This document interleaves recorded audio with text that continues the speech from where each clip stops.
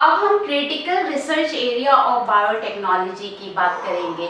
तो these critical research areas are, number one is catalyst,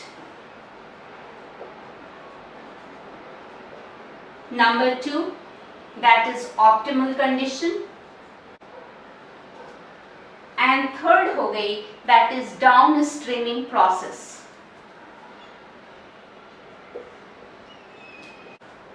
यहाँ पे पहले हम कैटलिस्ट की बात करेंगे। तो biotechnology enables us to get the best catalyst in the form of improved organism, और वो या तो माइक्रो ऑर्गेनिज्म हो सकता है और नहीं तो उनके एंजाइम्स हो सकते हैं।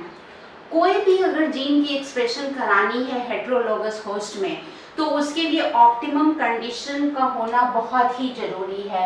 तो बायोटेक्नोलॉजी हमें वो सारे ऑप्टिमम कंडीशंस प्रोवाइड करता है जिससे कि वो कैटलिस्ट एक्ट कर पाता है। ये हो गई दूसरी एरिया।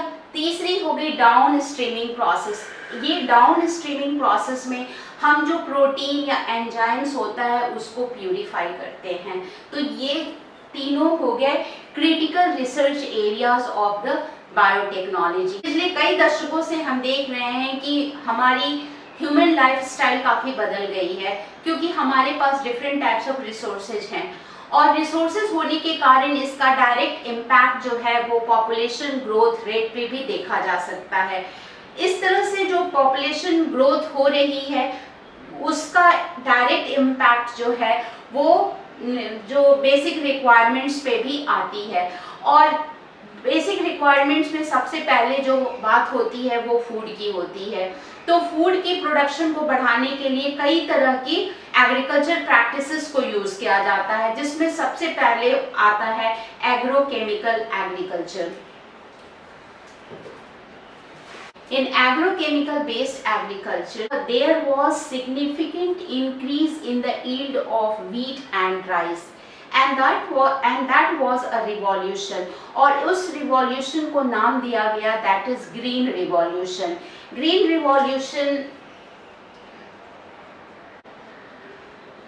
एंड ग्रीन रिवॉल्यूशन की क्रेडिट आती है नॉर्मन ई बोरलॉग को और उन्हें फादर ऑफ ग्रीन रिवॉल्यूशन भी बोला जाता है। इस रिवॉल्यूशन के सक्सेसफुल होने के बहुत सारे रीजंस थे क्योंकि पैदावार को बढ़ाने के लिए इम्प्रूव क्वालिटी ऑफ क्रॉप को यूज किया गया था। दूसरी बात थी कि बेटर मैनेजमेंट प्रैक्टिसेस यूज किए गए थे जैसे कि इरिगेशन, मैकेनाइजेशन किया गया था, मशीन का यूज किया गया था और उसके अलावा बहुत सारे टेक्निक्स यूज किए गए थे सॉइल कंजर्वेशन के लिए। और तीसरी बात जब सबसे इम्पॉर्टेंट दैट इज एग्रोकेमिकल का यूज किया गया था जिससे कि पैदावार जो थी वो 3 गुनी बढ़ गई। इसका सक्सेस मेक्सिको और इंडिया में काफ़ी रिमार्केबल था। इसकी पैदावार अच्छी होने के बावजूद भी कई तरह के हिंड्रेंसेस थे जैसे कि एग्रोकेमिकल जो थी वो काफ़ी एक्सपेंसिव थी। आप जानते हैं हमारे कंट्री में फार्मर्स की आय जो होती है काफ़ी कम होती है, वो ये एग्रोकेमिकल्स को नहीं खरीद सकते हैं। दूसरी प्रॉब्लम क्या थी कि जो एग्जिस्टिंग वैरायटी थी वो उनकी यील्ड बढ़ नहीं सकती थी। तीसरी जो न्यू वैरायटी जो यूज की जा रही थी वो उनके ग्रोथ के लिए बहुत ज़्यादा अमाउंट में एग्रोकेमिकल की ज़रूरत थी। तो there was concern about the price क्योंकि हमारा किसान तो गरीब है, वो इतने पैसे खर्च नहीं कर सकता है। और दूसरी कि ये इन केमिकल का साइड इफेक्ट भी था, वो ह्यूमन हेल्थ पे उसके साइड इफेक्ट्स भी थे। तो and apart from this people were getting aware about the harmful effect of these chemicals on the environment. So agrochemical based agriculture ये इतना sufficient नहीं था कि एक large population को feed करा सके। तब दूसरी agriculture practice आ गई and that is organic farming.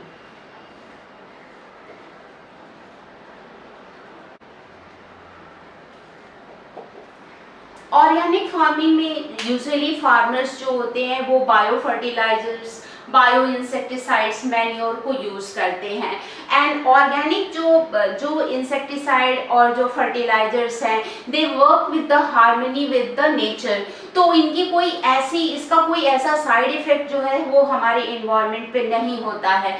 लेकिन इसकी ये एक ड्रॉबैक ये है कि ये काफ़ी एक्सपेंसिव होती है और इनकी यील्ड इतनी नहीं है, क्योंकि इनकी प्रोडक्टिविटी लो होने की वजह से ये जो है एक लार्ज पॉपुलेशन को फीड नहीं करा सकती हैं। तो हमारे पास सिर्फ एक ही ऑप्शन बच जाता है, that is genetically engineered crop based agriculture.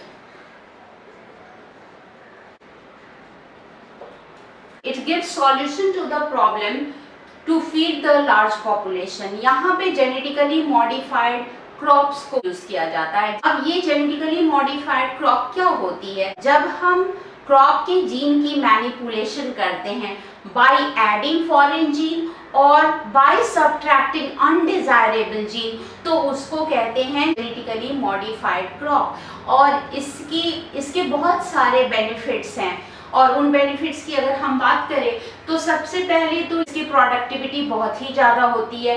दूसरी, इस पे एबायोटिक स्ट्रेसेस जैसे कि फ्लड हो गए, ड्रॉट हो गया, हीट, कोल्ड फैक्टर्स के लिए रेजिस्टेंट होते हैं।